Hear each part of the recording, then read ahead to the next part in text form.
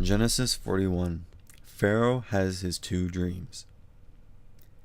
When 2 full years had passed, Pharaoh had a dream.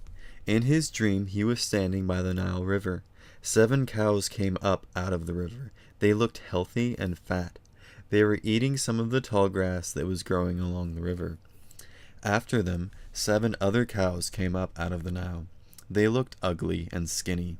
They were standing beside the other cows on the riverbed. The ugly, skinny cows ate up the 7 cows that looked healthy and fat. Then Pharaoh woke up. He fell asleep again and had a second dream. In that dream, 7 heads of grain were growing on one stem. They were healthy and good. After them, 7 other heads of grain came up. They were thin and dried up by the east wind. The thin heads of grain swallowed up the 7 healthy, full heads. Then Pharaoh woke up. It had been a dream. In the morning he was worried, so he sent for all of the magicians and wise men of Egypt. Pharaoh told them his dreams, but no one could tell him what they meant.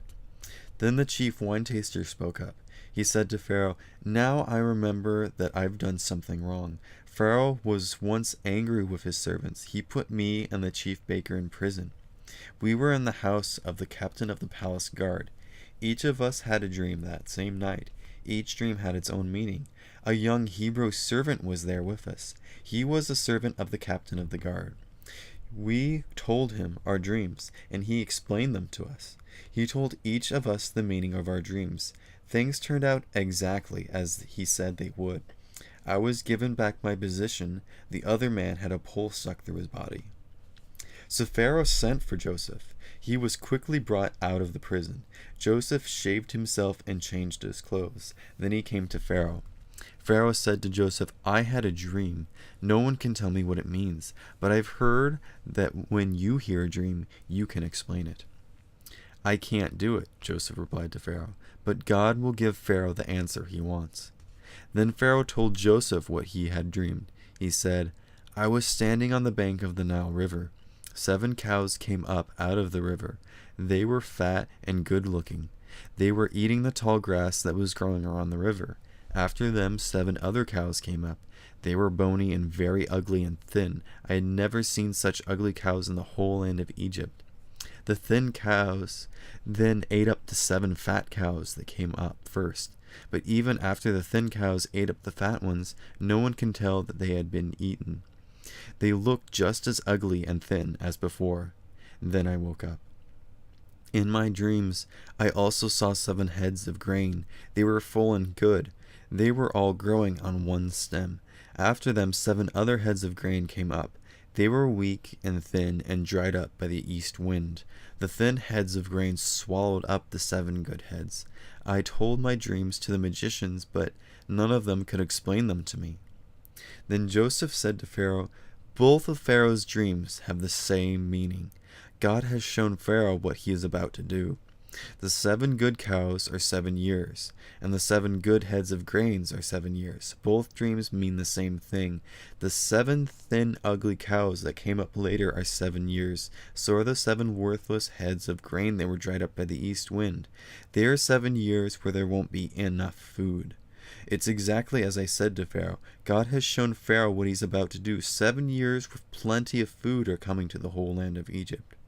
But 7 years when there won't be enough food will then follow. Then everyone will forget about all the food Egypt had. Terrible hunger will destroy the land. There won't be anything left to remind people of the years when there was plenty of food in the land. That's how bad the hunger that follows will be." God gave the dream to Pharaoh in 2 forms. That's because the matter has been firmly decided by God, and it's because God will do it soon. So Pharaoh should look for a wise and understanding man. He should put him in charge of the land of Egypt. Pharaoh should appoint officials to be in charge of the land. They should take 1/5 of the harvest in Egypt during the 7 years when there's plenty of food. They should collect all of the extra food of the good years that are coming. Pharaoh should give them authority to store up the grain. They should keep it in the cities for food. The grain should be stored up by the country to use later. It will be needed during the 7 years when there isn't enough food in Egypt. Then the country won't be destroyed just because it doesn't have enough food. The plan seemed good to Pharaoh and all of his officials. So Pharaoh said to them, "The Spirit of God is in this man. We can't find anyone else like him, can we?" Then Pharaoh said to Joseph, "God has made all this known to you. No one is as wise and understanding as you are. You will be in charge of my palace. All of my people must obey your orders. I will be greater than you only because I'm the one who sits on the throne."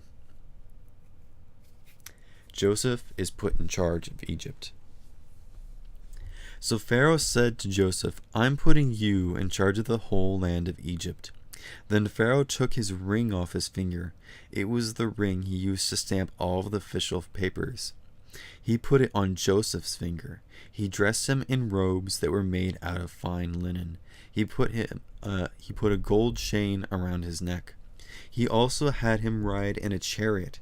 Joseph was now next in command after Pharaoh. People went in front of him and shouted, "Get down on your knees." By doing all of those things, Pharaoh put Joseph in charge of the whole land of Egypt.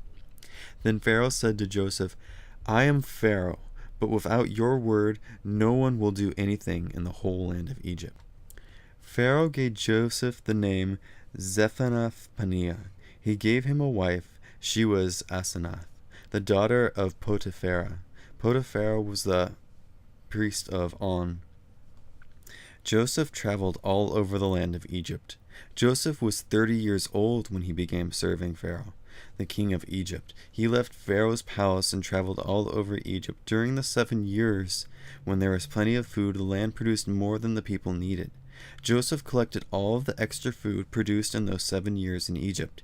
He stored it in the cities. In each city he stored up the food that was grown in the fields around it. Joseph stored up huge amounts of grain. It was like the sand of the sea. There was so much grain it couldn't be measured. So Joseph stopped keeping records of it. Before the years when there wasn't enough food, 2 sons were born to Joseph. He had them by Asenath, the daughter of Potiphera. Potiphera was the priest of On. Joseph named his first son Manasseh. That's because he said, "God has made me forget all of my trouble and my father's whole family." He named the second son Ephraim. That's because he said, "God has given me children in the land where I've suffered so much." The 7 years when there was plenty of food in Egypt came to an end. Then the 7 years when there wasn't enough food began. It happened exactly as Joseph had said it would. There wasn't enough food in any of the other lands, but in the whole land of Egypt there was food. When all of the people in Egypt began to get hungry, they cried out to Pharaoh for food. He told all the Egyptians, "Go to Joseph. Do what he tells you." There wasn't enough food anywhere in the country, so Joseph opened the storerooms. He sold grain to the Egyptians because people were very hungry all over Egypt. People from all other countries came to Egypt. They came to buy grain from Joseph. That's because people were very hungry all over the world.